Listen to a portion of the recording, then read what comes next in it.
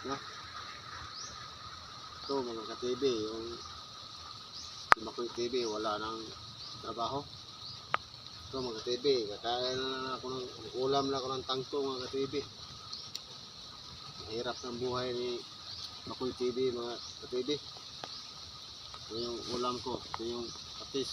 Kaya ito na lang, wala na akong bigas. Ang ulam ko mga ka-TV, ito na lang. Ito mga ka-TV, ito lang ko.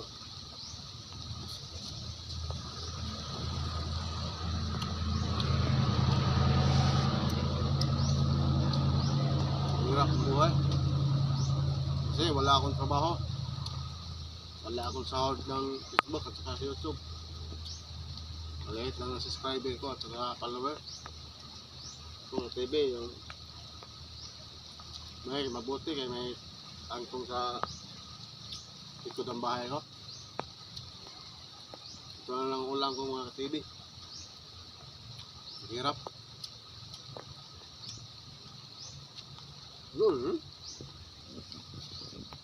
Hirap mamuhat.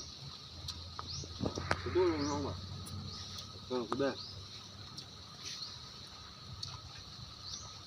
Yung mga mayaman ngayon, hindi kakain na yung mga kabos, yan ang mga kinakain, no? Ano? Ito, kinakain ng old. Yan ang ulam ko. Walang bigas. Wala akong trabaho. Wala lahat. Ang anak ko, mabuti kaya isa lang anak. Mabuti, isa lang anak ko. Yung mga kagaya mga tao dyan, huwag kayong magpagdami ng yung anak kasi mahirap yung buhay. Ito ang buhay ko. Ito isang araw, isang kain lang. Mabuti,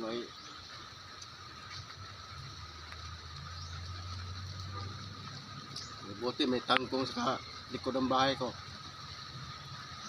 Yan ang ulam ko. Ang hirap.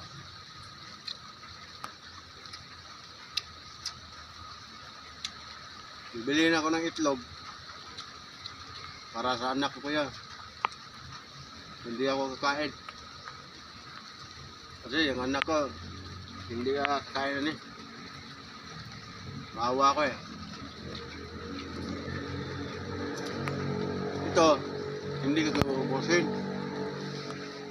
Para sa hapunan to. Yung patis, sinutang pa ko ito sa tindahan. Hindi ako makabayar dito. Hindi na ako makakakuha ulit. Dapat bayaran to. Ano to? 10 pesos. Ito. Ang mga video. Ito na lang kinakain ko. Hirap na.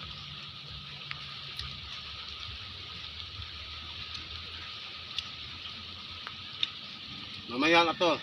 Kasi wala na akong panghapunan. At saka ito. Mabuti may patis at saka suka. Parang masarap ang buhay. Thank you.